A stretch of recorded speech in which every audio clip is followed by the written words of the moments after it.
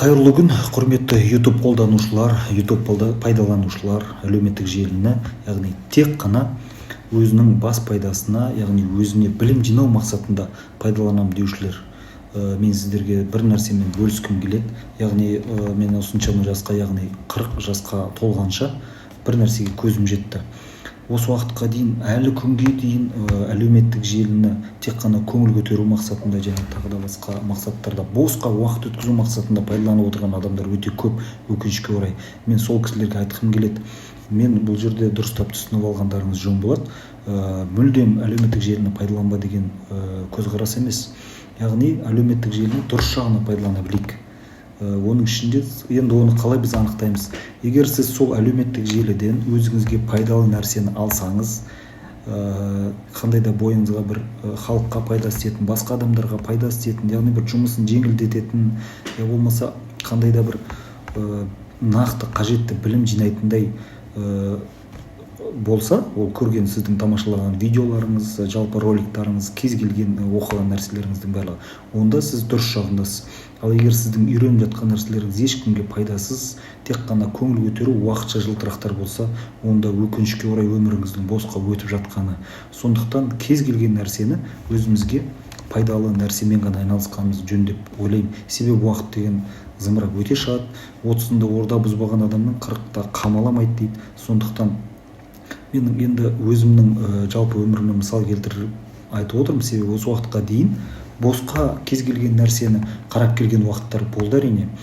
Я болмаса бір тұлға деп санайтын адамдарды қараймыз, олардың көзқарастарын қарап отырамыз, олардың аузынан шыққан сөзге қарап еліктейміз. Және де басқа да бір әртістер, әншілерге еліктеу өте көп, өкінішке орай. Олар да біз секілді адам, олардың да өздерінің қателесетін кездері болады. Оларда әртүрлі, енді жалпы бәрі бірдей пенде ғой. Бірақ бізге ең қажеттісі қазіргі уақытта өте тығыз, уақыт өте жылдам өтіп жатыр, заман өте қатты дамып бара жатыр. Біз соған сәйкес өмір сүрмесек, біз ендеше онда басқа біреуге жем боламыз. Басқа біреудің тек қана әшейін саусақ арқылы істеген оп-оңай жұмысын біз таң қалып қарайтын боламыз. Сол үшін ақша төлеуге дайын тұрамыз. Сондықтан ол нәрселердің бәрін қазір заман ағымынан қалмай үйреніп алуымыз керек. Олар қандай қазіргі уақытта, дәл қазіргі уақытта бізге қандай жаңалықтар болып жатыр дейтін болсақ, жасанды интеллект. Яғни естіген шығарсыздар, искусственный интеллект дейміз ғой. Яғни нейросет дейміз, нейрожелі. Осы нәрсе деген бұл жалпы не нәрсе? Нейросет деген не ол? Ол робот па? Бір роботтың суреті тұрады, адам сияқты, басында жылтыр темір бар. Ол немене нәрсе деген сияқты ой туындауы мүмкін, әрине. Бірақ енді көп адамдар білетін кісілер енді өздеріңіз түсініп отырған шығарсыздар. Тіпті кейбір білетін кісілер осы нәрсенің арқасында ақша жасап отыр. Яғни осы білген білімін сатып отыр. Енді ол кісілерге де біз енді ешқандай өкпе артамаймыз. Бірақ әрине қолжетімді баға болса, ешқандай ешкімнің қарсылығы жоқ болар еді. Бірақ аспандағы айды әпер деген сияқты бір өте қымбат бағаларды қойып қояды. Ал енді менің айтатыным, сіздермен бөлісетінім тек қана тегін бөлісетін боламын. Кейбір кісілер енді ол білімдерді сатуы да мүмкін. Ал білетін адамдар, ой, осыны да үйретіп жатырсың ба? Бұны елдің бәрі біледі ғой деп айтуы да мүмкін. Сондықтан білетін кісілер, кішкене білмейтіндей кісілер бар ғой деп сабырлық танытайық. Ал білетін кісілердің мүмкін арасында білмейтін жерлерде бар шығар. Сондықтан мен осы үйрету бағытындағы, яғни нейросет, нейрожелі болсын, кез келген өзімнің жалпы білетін нәрсенің бәрін үйретуге тырысамын. Мүлдем мынау қазіргі тілмен айтқанда чайниктер дейді ғой, бұрқ-сарқ қайнап ештеңені үйренбейтін. Сондықтан чайник болмайық, біз әрдайым бір нәрсені үйренуге тырысайық. Бүгін қазір мен сіздерге үйрететінім чат GPT. Бұл чат GPT деген нәрсе не нәрсе? Бұл чат GPT деген нәрсені кез келген Samsung болсын, iPhone болатын болса App Store-дан тартып аласыздар. Samsung болатын болса Play Market-тен жүктеп аласыздар. Яғни чат GPT деп жазасыздар. Чат GPT деп жазғаннан кейін соны скачать етіп, яғни өздеріңізге жүктеп аласыздар да, сол нәрсеге Google аккаунт арқылы тіркелесіздер. Google аккаунт енді оны өздеріңіз білетін шығарсыз деп ойлаймын. Ол не нәрсе Google аккаунт деген? Яғни мысалға сіз YouTube-тан бір видеоның астына пікір жаза алатын болсаңыз, яғни комментарий жаза алатын болсаңыз, демек сізде аккаунтыңыз бар деген сөз. Міне осы Google-ға кіріп жаңағы чат GPT-ді жазуға да болады. Тек қана телефон арқылы емес, компьютерден Googleға тікелей кіріп, ChatGPT деп жазып, сол жерден кіріп, Google аккаунтыңызбен тіркеліп барып, жаза беруіңізге де болады. Ал ол не нәрсе ChatGPT деген? ChatGPT деген нәрсе сіздің кез келген сұрағыңызды, көкейіңізде жүрген сұрағыңызды нақты мысалдармен санаулы секундта көзді ашып жұмғанша айтып береді, жазып береді. Әрине онымен ең басты міндет жылы қарым-қатынаста сөйлесу керек.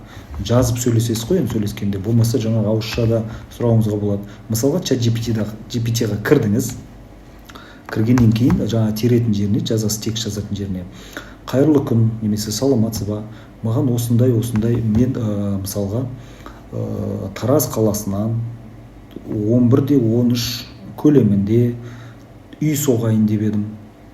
Соған ең жақсы материалдармен және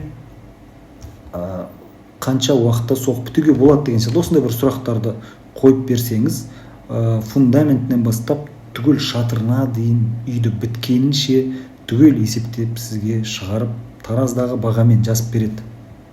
Көрдіңіз ба? Осындай да нәрселерді есептеп береді. Кез келген есепті жазсаңыздар шығарып береді. Я болмаса осындай деп кез келген көкейіңізде қандай сұрақ бар, сол сауалыңызға қысқа нұсқа дайындап сізге жазып береді.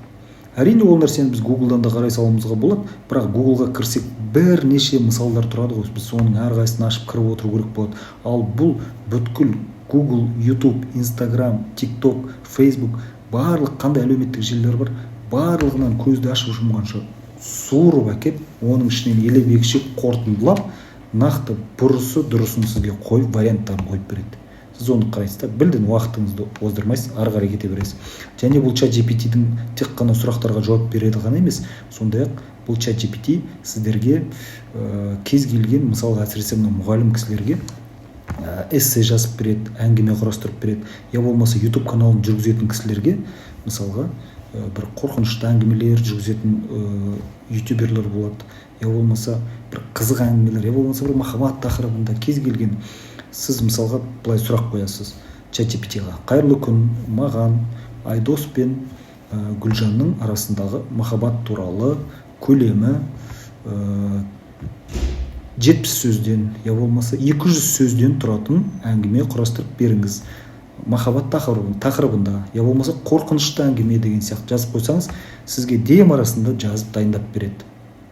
Міне, яғни ChatGPT-дің осындай керемет бізге пайдасы тиеді. ChatGPT-ді сіздер ең алдымен жүктеп алыңыздар. Кез келген көкейіңізде жүрген сұрақты қойыңыз, кез келген тапсырманы жазыңыз, орындап береді.